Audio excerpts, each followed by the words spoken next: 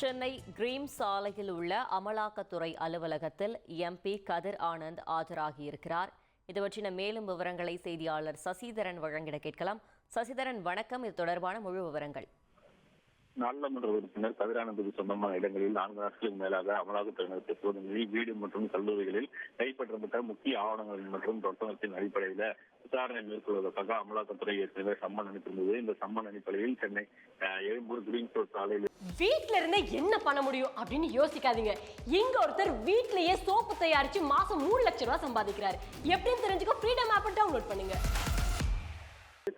அமலாக்கத்துறை அலுவலகத்தில் தற்போது கதிர் ஆனந்த் எம்பி ஆஜராகியிருக்கிறார். 5வது தளத்தில் உள்ள அலுவலகத்தில் ஆஜராகி உரிய விளக்கம் அளித்து வரப்படுகிறது. அவரது இல்லத்தில் இந்த சோதனை நடத்தப்பட்ட போது குறிப்பாக காட்பாடியில் உள்ள அவரது இல்லம் மற்றும் கிறிஸ்டியான்பேட்டை பகுதியில் இருக்கக்கூடிய கதிர் ஆனந்துக்கு சொந்தமான கிங்ஸ்டன் பொறியியல் கல்லூரி, பூஞ்சோலை சீனிவாசன் என்பது சொந்தமான இடம் என அமலாக்கத்துறை அதிரடியாக சோதனைகளை மேற்கொண்டது. இந்த சோதனையின் அடிப்படையில் 13.7 கோடி ரூபாய் ரொக்கம் மற்றும் அவரது லாக்கரில் இருந்து 75 லட்சம் ஆகியவை பறிமுதல் செய்யப்பட்டவர்களாக அமலாக்கத்துறை அதிகாரிகள் தகவல் தெரிவித்தனர். இந்த தகவலின் அடிப்படையில் கல்லூரியில் இருந்து ஹார்ட் டிஸ்க் உள்ளிட்ட ஆவணங்கள், வீட்டிலிருந்து பல்வேறு சொத்து ஆவணங்கள் ஆகியவற்றை பறிமுதல் செய்யப்பட்டுள்ள நிலையில் அதற்கான உரிய விளக்கம் கேட்டும் அந்த பணத்திற்கான ஆவணங்கள் மற்றும் இடங்கள் வாங்கப்பட்டதற்கான ஆதாரங்கள் உள்ளிட்டவைகளை கேட்டு திரட்டி வருவதாக ஏற்கனவே தகவல் தெரிவிக்கப்பட்டது. அதன் அடிப்படையில் அந்த உரிய ஆவணங்களை காண்பிப்பதற்காகவும் சமர்ப்பதற்காகவும் இன்று இப்போது நேரில் எம்பி ஆஜராகியிருக்கிறார். அவரிடம் விசாரணை நடத்தப்பட்டு